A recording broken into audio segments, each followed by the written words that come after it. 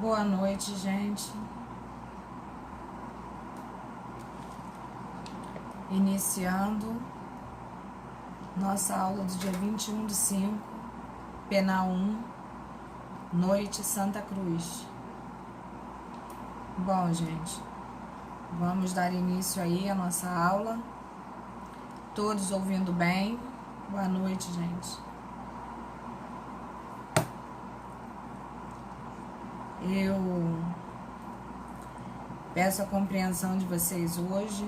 Eu acabei de dar Penal 2, né, ainda há pouco. Estava me sentindo assim muitíssimo bem.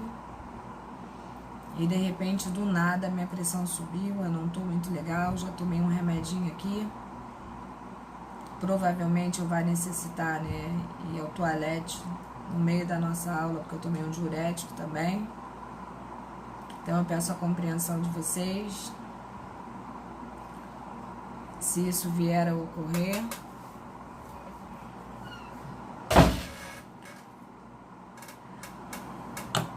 Tá um pouco baixo. De repente sou eu que tô falando baixo mesmo, tô meio lerda, né? Interessante é que tava tudo tão bem. Melhorou?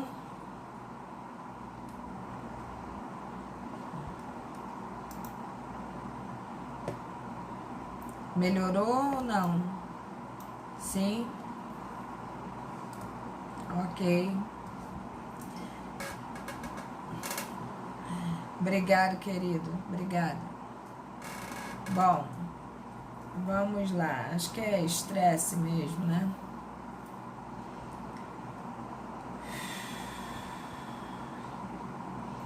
Nós paramos na apostila 2, não foi isso? Alguém sabe me informar aí qual foi o slide que nós paramos?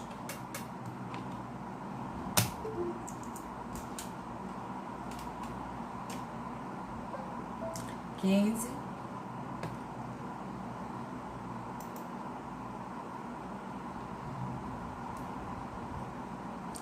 Boa noite, Karina.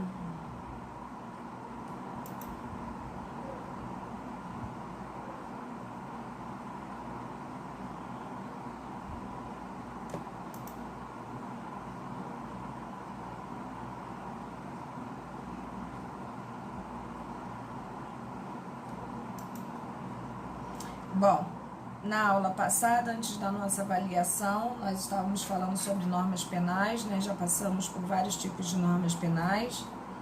A última, se não me falha a memória, foram as normas penais explicativas, né? Que nós demos, inclusive, exemplo de domicílio, de lar, né? De residência, não foi isso? Demos também a questão do que seria funcionário público.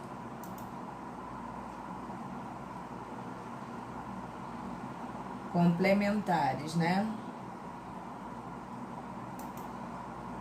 Beleza. Então, entraremos em normas penais complementares.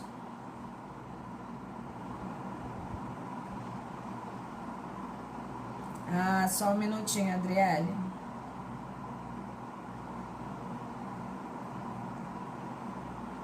É o que tá o artigo 59, Adriele. Dá uma olhadinha aí, ver se você acha.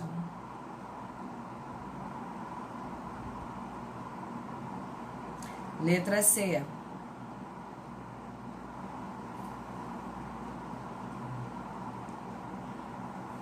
Ok.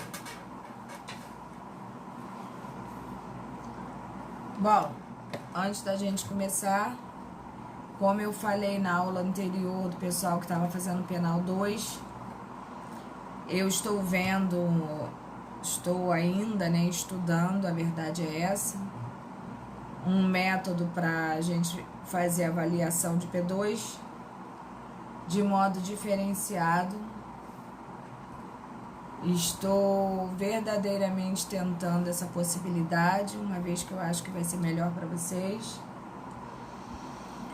menos dificultoso, menos pesado. Então torçam para que eu consiga solucionar essa questão, porque se isso vier a acontecer, tenho certeza que vocês gostarão muito mais, que aí vai acabar com essa questão do trabalho. Então, eu tô logo comunicando a vocês que eu tô tentando um outro método de avaliação, tô fazendo testes diretos, né? E testando mesmo com as pessoas aqui de casa para ver se vai funcionar. E caso eu consiga esse implemento, pelo menos essa boa notícia eu tenho para dar para vocês, entendeu? E tenho certeza que aqueles que não alcançaram as notas como gostariam de ter alcançado na P1, eu não tenho a menor dúvida de que na P2 vocês subirão o nível daquilo que seria a avaliação 2 de vocês. Então, de antemão, material 2, Mariana. Então, de antemão, eu já tô passando para vocês isso aí, porque realmente está em fase de teste. Se for aprovado, vocês terão uma novidade bacana, tá bom? Então, vamos lá. Tô meio lerdinha, né? Mas vamos lá que vai dar certo.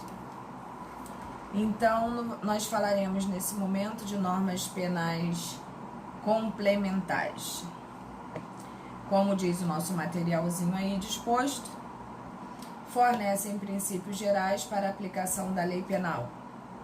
Por exemplo, o artigo 59 do CP, que trata da aplicação da pena.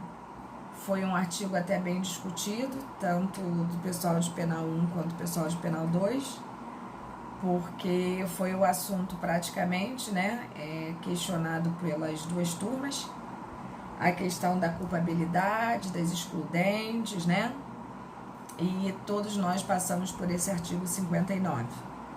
Então, olha o que diz o artigo 59 pra gente.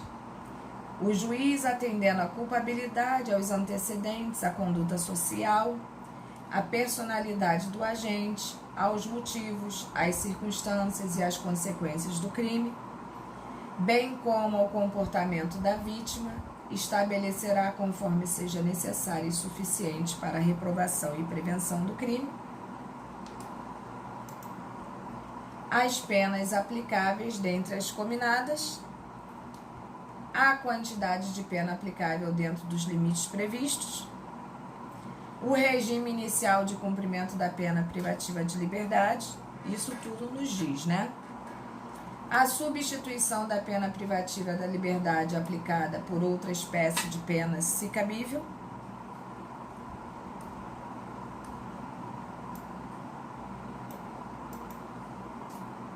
e, em verdade, quando a gente chega ao final desse artigo 59 aqui, deixando claro para você que esse inciso 4º aqui, ele vem falar sobre a substituição da pena privativa de liberdade aplicada por uma espécie de pena se cabível, geralmente a restritiva de direitos, né, gente?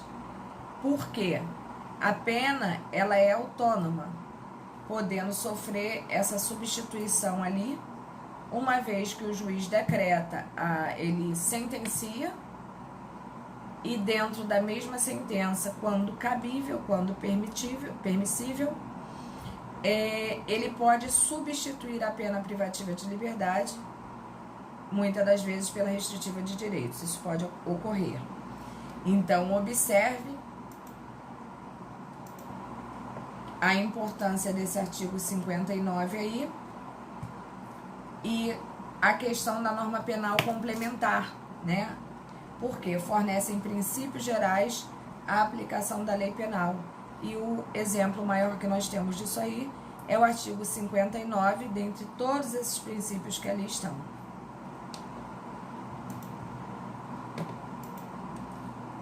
Normas penais em branco. Eu jurava que eu já tinha dado isso para vocês, mas pelo jeito não. Bom, são aquelas nas quais, embora haja uma descrição da conduta proibida, se faz necessário um complemento por outro dispositivo vigente, como as leis, os decretos, as portarias, os regulamentos, e, entretanto, desde que sejam proibitórios ou impostos pela norma penal. Então, observem que, como o nome nos diz, como o nome nos remete, não é isso? É uma norma penal em branco que dispõe, né, como diz aí a nossa apostilinha, aquelas pelas quais, embora haja uma descrição da conduta proibida, se faz necessário um complemento de uma outra norma, seja ela uma norma a nível legal, a nível decreto, portaria, entre outras formas de aplicabilidade da norma. A exemplo, temos a lei número 3.436, que é 43. Gente, eu tô me sentindo bêbada com esse remédio que eu tomei. Mas não é bebida, é remédio mesmo. Então, vamos lá. A exemplo, temos a lei, né, que é a lei de tóxicos, que os alunos odeiam esse nome tóxicos, né, porque todo mundo fala tóxico. Mas é por aí. Olha o que diz aí, ó, a lei de droga. As normas penais em branco podem ser classificadas como... Observem que eu sempre uso para vocês o artigo 33 e 35 da lei de drogas, do qual ele vem falando guardar, portar, vender, ter para si, não sei o que. Tem uma série de situações que englobam um mesmo artigo. E ao final, em verdade, quando fala ter para si, vender, emprestar, dar, doar, existe uma outra norma que necessita fazer o quê? Complementar aquela norma penal, uma vez que ela está em branco, no sentido inclusive da explicação do que é droga. Entendeu? O que é droga? Porque a própria lei específica sobre a situação, que é a lei de tóxicos, não vem dizendo o conceito de droga, né? Então a gente vai precisar o quê? De uma portaria, de uma situação qualquer. No nosso caso, essa complementação se dá pela Anvisa. É a Anvisa? Deixa eu ver aqui. Acho que é a Anvisa, sim. Para que venha nos dizer o que é realmente droga, o que pode ser considerado droga para o crime de tráfico, associação ao tráfico ou qualquer coisa dentro desse contexto, né? Podendo ser elas homogêneas, em que seu complemento provém da mesma fonte legislativa, por exemplo, o artigo 237 do CP, conjuntamente com o artigo 1521 do Código Civil. Ambas as normas foram produzidas pelo mesmo veículo normativo e pela mesma origem, ainda que dispositivos distintos. O que seria isso? Pelo mesmo legislativo, que originou tanto uma norma quanto outra. Observem que vai ter diferenciação. Artigo 237. Contrair casamento conhecendo a existência de impedimento que lhe cause a nulidade absoluta. Artigo 237, como nós vimos aqui anteriormente, do Código Penal. Diz que contrair casamento quando não poderia contrair é crime. Aí nós precisamos do artigo 1521 do Código Civil, que vem preencher aquela parte em branco que aquela norma lhe deixou. Por isso, norma penal em branco. E aí vem o artigo 1521 dizendo pra gente quem e por que não pode casar. Não podem casar os ascendentes com descendentes, seja de parentesco natural ou civil, os afins em linha reta, o adotante com quem foi cônjuge do adotado e o adotado com quem foi do adotante, os irmãos unilaterais ou bilaterais e demais colaterais até o 3º grau, inclusive, o adotado com o filho do adotante, as pessoas casadas, pelo amor de Deus, né? O cônjuge sobrevivente com o condenado por homicídio ou tentativa de homicídio contra o seu consorte. Ou seja, eu mato fulano e me caso depois com quem? Com a mulher dele ou vice-versa, né? E aí vai.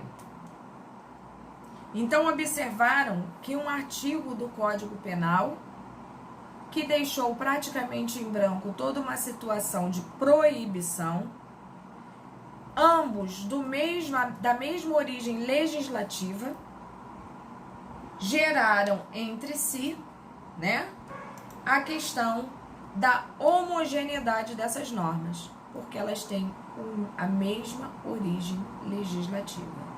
E uma acaba preenchendo a parte em branco que a outra deixou. Até aqui tá tranquilo para vocês? Eu estou me fazendo entender? Beleza. Se vocês perceberem que eu não estou me fazendo entender, falem.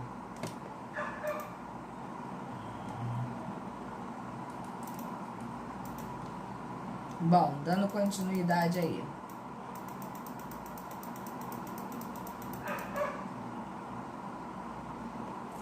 Agora entramos aqui. Vou tentar aqui, peraí. Ver se melhora. Ou assim, melhorou ou piorou? Ok. Então vamos lá. Heterogênea. Seu complemento é proveniente de norma diversa daquela que a editou. Diferente da homogênea, né, gente? Por exemplo, a Lei de Drogas, em seu artigo 28, complementado pela autarquia federal vinculada ao Poder Executivo, como eu tinha falado para vocês, Anvisa, né? A norma penal em branco, na verdade, ela precisa ser o quê? Ter um complemento de uma outra norma para que ela se faça entender e para que ela, inclusive, possa ocorrer, possa acontecer, possa ser utilizada, tá? A gente só tem que saber fazer a distinção da heterogênea para a homogênea e vice-versa. No caso da homogênea, uma vai fazer com a outra a mesma coisa, vai dizer o que a outra ficou em branco, mas elas têm o mesmo fundo, o mesmo foco legislativo. No caso da heterogênea, isso já não ocorre. Percebam que quando a gente fala de heterogeneidade, elas não possuem o mesmo fundo originário. Por quê? Porque a lei de drogas é uma lei especial, ela é de um fundo legislativo mesmo a nível federal, pelo nosso legislativo. No entanto, a Anvisa, né, que é uma autarquia federal, no Ministério da Saúde, é importante assinalar que a fonte de produção é necessária para distinguir as normas penais em brancos e heterogêneas das homogêneas. Ela não tem o mesmo fim legislativo que tem a questão da lei de drogas. A origem dela, o nascedouro dela, não é idêntico como no caso do Código Penal e do Código Civil, que surgiram da mesma fonte legislativa. É isso que vocês têm que entender. Tranquilo ou não?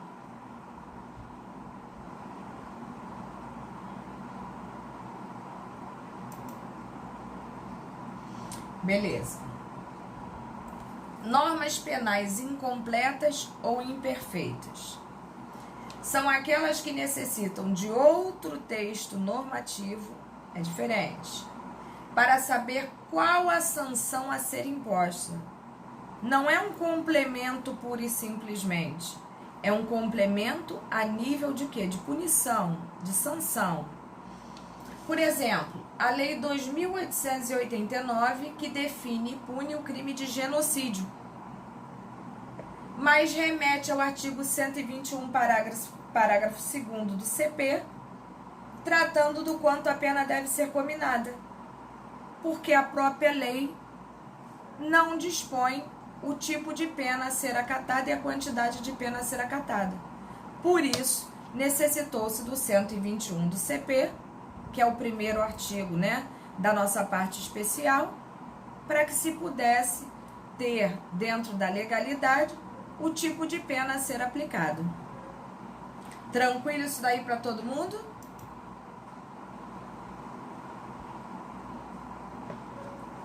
Preciso ir ao toalete, gente. Please, moment.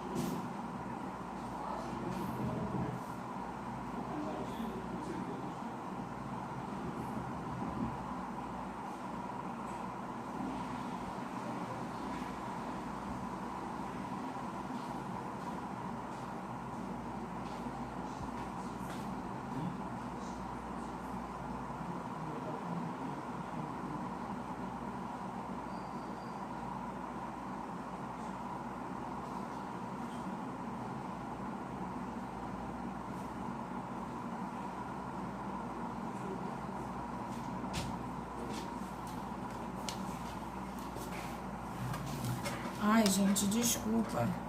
Mas é que diurético é um inferno, entendeu? É toda hora. E pra pressão baixar, né? Não tem jeito, né? Me perdoem de verdade, viu? Então, vamos lá. Observem que eu coloquei aí o 121 para vocês. Acho que nem convém ficar lendo, né? Porque todos nós já conhecemos esse artigo aí de trás para frente, de frente para trás. Fala, Keila.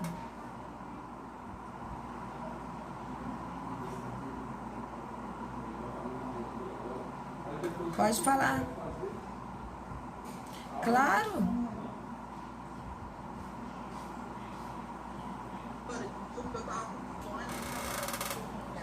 O áudio.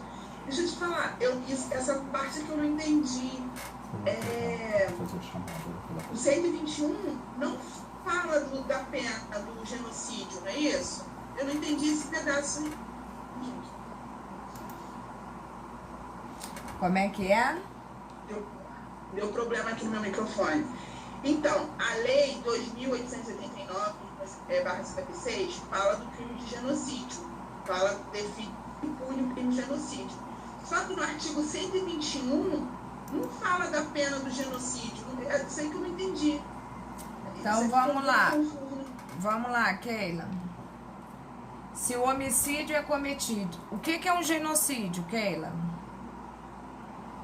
É exterminar grupos, um grupo de pessoas, de etnia, de religião, não é isso? Seria isso, um genocídio. Exterminação de um grupo de pessoas, tanto religioso quanto de outras etnias, não é isso? Tá. E aí? Então, isso que ficou confuso, que na lei 2000 e pouco define e pune o crime, mas remete ao artigo 121. Só que no artigo 121 não fala nada de genocídio. É isso que eu sei. Não, Keila, não é confusa, Keila. Porque o genocídio nada mais é... Quem? Keila? Eu que fiquei confusa. Então, Keila. Nessa parte. Então, porque o genocídio nada mais é do que o quê? Um homicídio o quê? De um grupo de pessoas. Exatamente.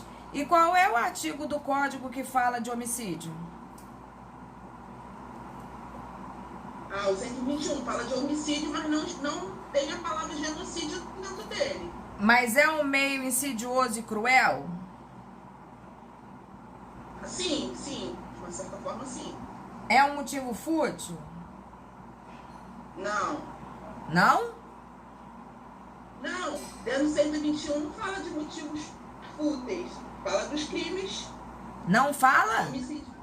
Não, aqui fala de homicídio qualificado, não é isso? Matar alguém, sobre essas coisas, não é isso? Sim, o homicídio é matar alguém, Keila.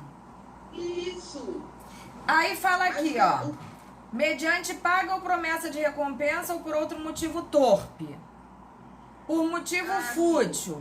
Com emprego de veneno, fogo explosivo, asfixia, tortura ou outro meio insidioso e cruel.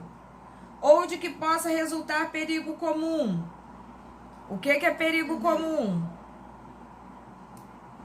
A traição de emboscada ou mediante dissimulação ou outro recurso que dificulte ou torne impossível a defesa do ofendido. Para assegurar a execução, a ocultação, a impunidade ou a vantagem de outro crime. Pena de reclusão de 12 a 30 anos. Tá. Que aí inclui... entendi. É isso que tinha me dado uma confusão de entender. Tá. Vamos ver aqui. Professora? Entendi. E aqui ainda tem depois o feminicídio, que nós vamos, se Deus quiser, futuramente aí fazer um trabalho em relação ao feminicídio, para que vocês possam realmente, né, trabalhar aí a questão do feminicídio para poder entender, né, o que é feminicídio e não exatamente aquilo que propagam pra gente que é feminicídio, né, gente? Valeu. A azeitona é salgada, tá? Tá. Acabou. Beleza. Difícil pra mim hoje, hein? Tá difícil, hein? Tô tentando, mas tá difícil. Vamos lá.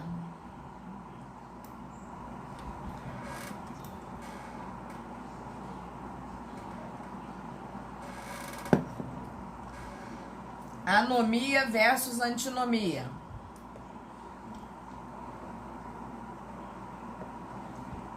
Cadê eu, Jesus?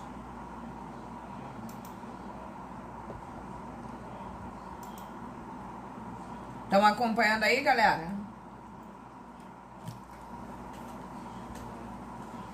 Beleza. Vamos lá, vamos tentar botar força nisso aí. Anomia versus antinomia. Gente, materialzinho nosso aí, 25, página 25 aí. Vamos acompanhar. Fazer a distinção de ambas é importante e ambas são distintas, ao passo que devemos tratar a respeito sucintamente. A anomia tem por caracteres a ausência de norma, existência de norma, mas a sociedade a ignora, né? Como se fosse letra morta para o direito, vamos dizer assim. As pessoas principalmente sabem que caiu em desuso e não tem mesmo, acabam não respeitando. Praticando condutas proibidas pelo ordenamento jurídico, sabendo-se de sua impunidade. Isso aí é o que mais a gente vê diariamente, né? Quanto à antinomia, são duas ou mais normas incompatíveis, pertencentes ao mesmo ordenamento jurídico e tendo o mesmo âmbito de validade. Por exemplo, uma norma que proíbe determinada conduta e outra que a permite. Entendeu? Pode acontecer? Pode. É fácil? É. Entendeu? Existem tantas situações na lei, né, que se permite e despermite, e a gente vê isso toda hora acontecendo. Isso aí.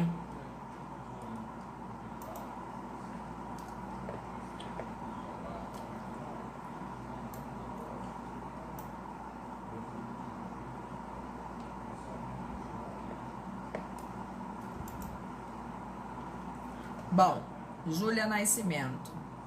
Professora, pode dar um exemplo de anomia? Deixa eu ver se eu consigo um aqui com a cabeça que eu tô hoje, cheia de fumaça. Deixa eu ver.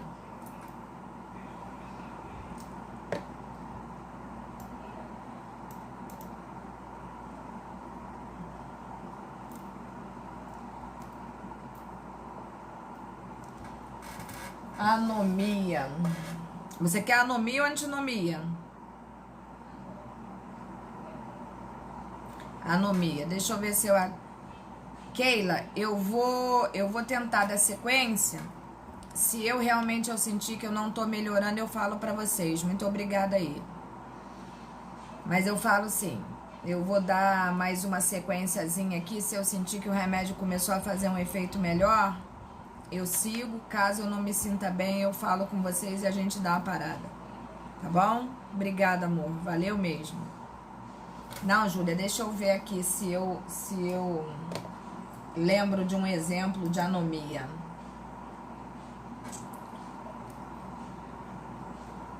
Eu acho que eu tenho até no meu material aqui. Peraí.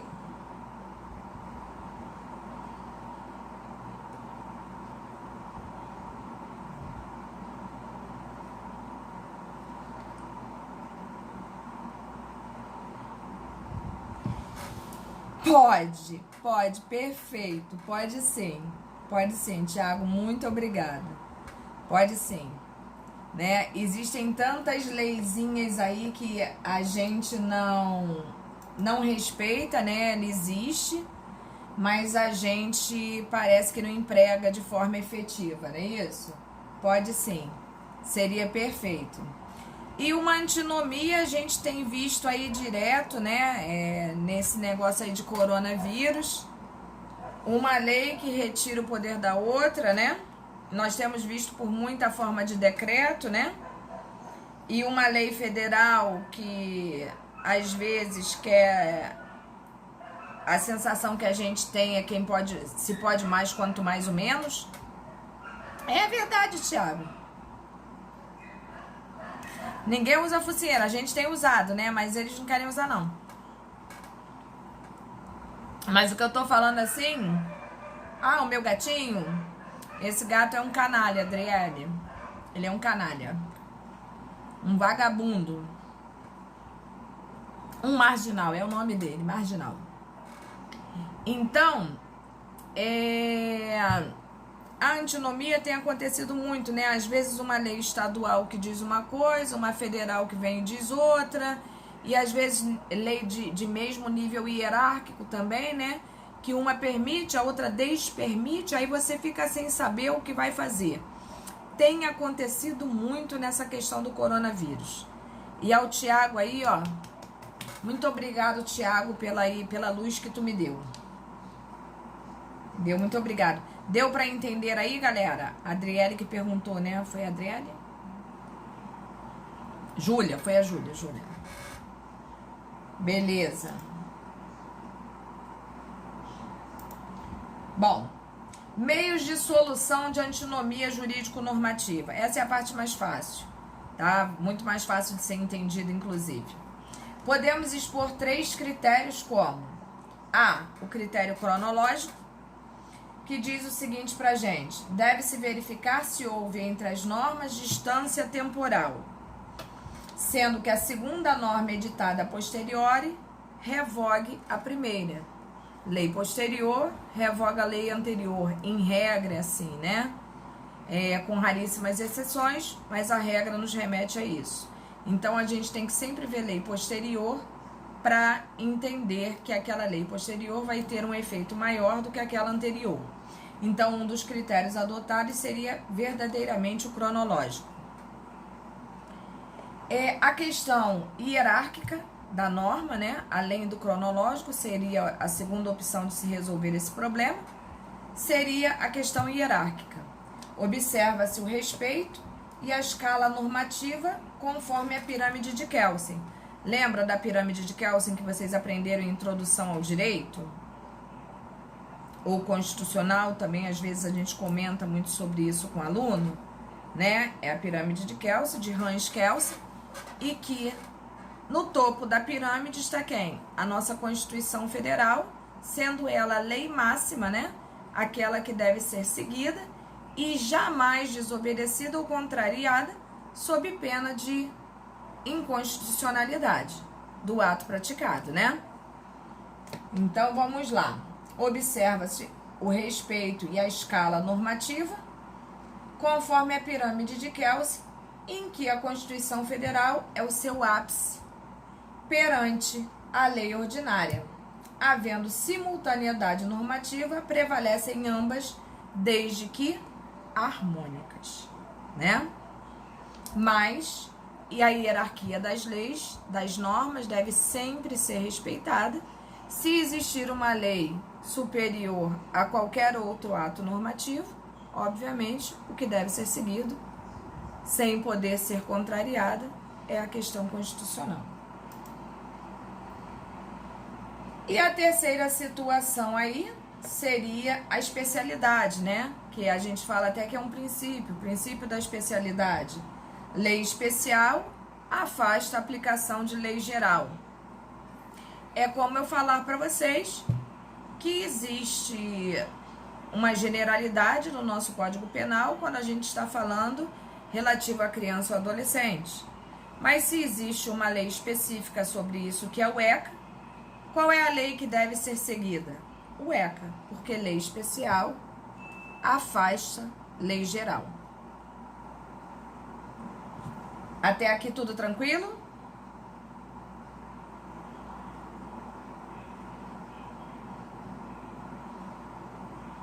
Sim.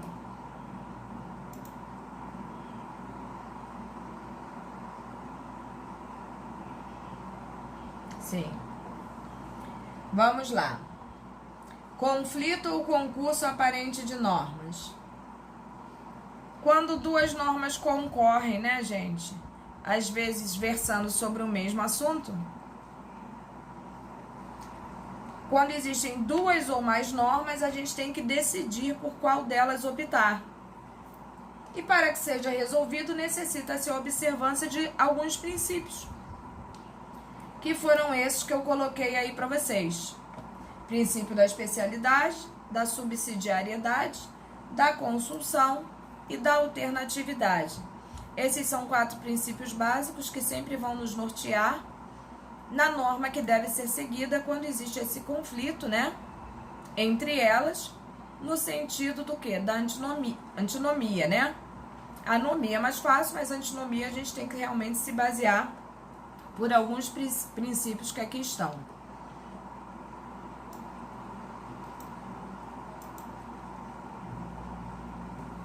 Bom, eu vou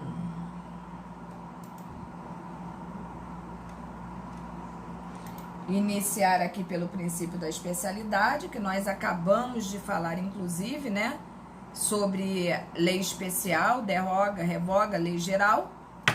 E o princípio da especialidade, ele nos diz exatamente isso. A norma especial afasta a norma geral. Não que ela não possa ser utilizada, mas devendo sempre ser utilizada subsidiariamente, em conjunto. Mas se existe uma lei especial que fala sobre determinado assunto especificamente, aquela lei deve ser usada em detrimento de qualquer outra, tá? Por exemplo, temos o homicídio e o infanticídio, ambos previstos no Código Penal vigente, que fala genericamente sobre tudo, não é isso? Ao passo que distingue-se em tais crimes, pois um traz por elemento norma geral e o segundo norma específica. Não é um simples matar alguém, mas sim um sujeito passivo específico e o ato do agente em estar em estado puerperal. Vocês sabem a diferença de um aborto, de um homicídio e de um infanticídio? Vocês têm noção de como isso funciona?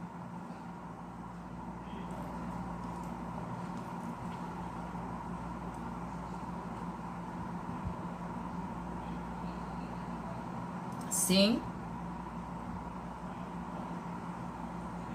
Não?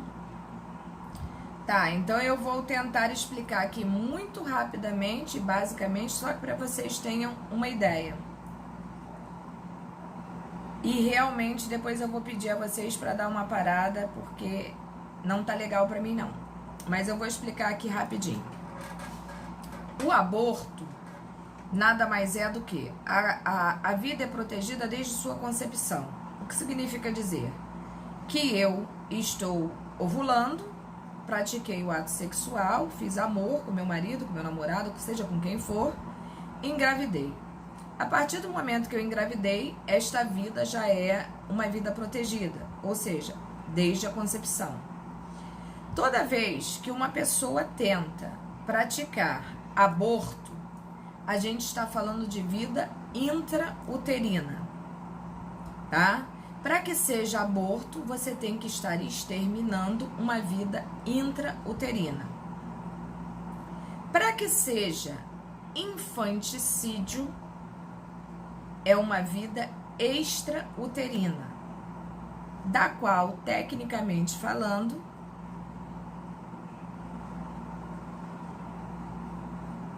intrauterina está dentro do útero, aborto. Entendeu, Adriele?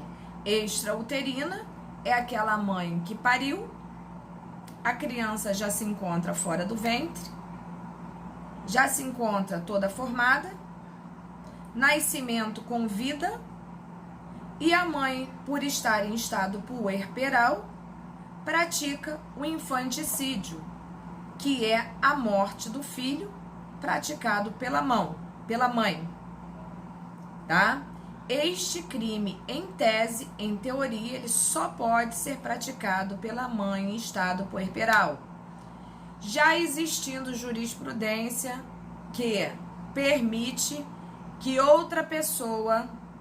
Existe jurisprudência dos dois lados. Já existe jurisprudência que diz que outra pessoa, em conjunto com a mãe e unidade de desígnios, ela poderia praticar o mesmo crime, sabendo que esta mãe estivesse em estado puerperal. Outros já dizem que não. Mas, de fato, na minha concepção, só a mãe pode praticar esse crime estando em estado puerperal. Mais ou menos, né? Mais ou menos. Porque ali discute-se muito esse estado puerperal dela, uma vez que ela fez a coisa toda errada, né? Ali tá com mais cara de homicídio puro e simples do que de qualquer coisa. Entendeu? E homicídio, para ser homicídio, basta que você esteja fora do estado puerperal. Se você vier a matar um filho fora do estado puerperal, é homicídio puro e simplesmente, com todas as suas agravantes. Mas, em verdade, para que seja infanticídio, é a mãe praticando o ato em estado puerperal. Para que seja aborto, é uma vida intrauterina, da qual a pessoa tenta exterminá-la. E homicídio é qualquer ato praticado violentamente, né, contra um ser humano, independente de condição em que se encontre.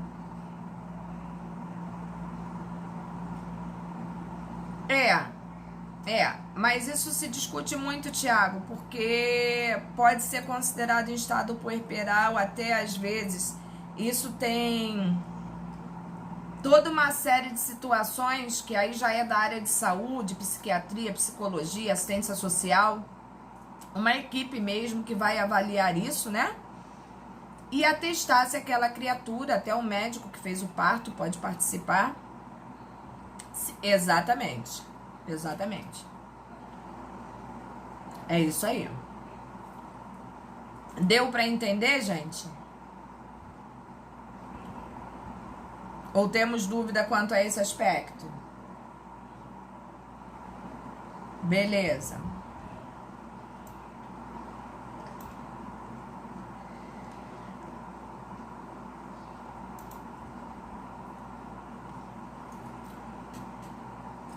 Princípio da subsidiariedade.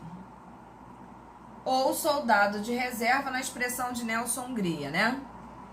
Na ausência ou impossibilidade de aplicação de norma principal mais grave, aplica-se de forma subsidiária a menos grave. Lei primária derroga a lei subsidiária. Obviamente, vocês já devem ter ouvido, né, que em benefício do réu, a gente aplica sempre a norma mais benéfica, né? Tranquilo isso aí? Este princípio pode ser, quanto à sua forma, expresso, quando a lei ressalva o caráter subsidiário, que ela pode vir dizendo. Por exemplo, artigo 132 do CP, que dispõe que somente se aplica a pena prevista para o delito de perigo para a vida ou a saúde de outrem, se o fato não constituir crime mais grave. Outros exemplos são esses artigos que aí estão, que se eu sou vocês, depois nas horas vagas eu vou lá e dou uma olhadinha. E a questão também pode ocorrer de forma tácita ou implícita. A lei não faz ressalvas expressamente quanto ao caráter subsidiário de utilização de outra norma, sendo que terá sua aplicabilidade na hipótese de não ocorrência de um delito mais grave, afastando a aplicação da norma subsidiariamente.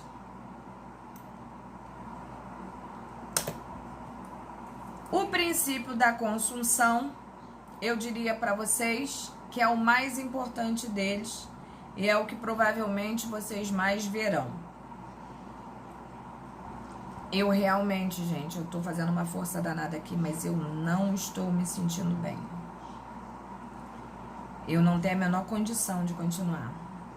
Eu peço a vocês desculpa. Entendeu? Eu tô... Pode parecer que eu não tô sentindo nada, mas eu estou. Talvez seja até pressão, né, disso tudo assim, mas... Eu acho que eu prefiro realmente parar aqui, vou botar um pouco a perna pro alto. Peço desculpas a vocês. Nós paramos aí no princípio da consunção, slide 37. Peço a vocês que anotem aí. De verdade, gente, na frescura minha não, tá? Eu não sou de fazer isso, vocês sabem disso, tá? Peço desculpas a vocês. Eu fui até quando eu aguentei. Vou tomar um remedinho aí. E semana que vem a gente tá junto aqui, se Deus quiser.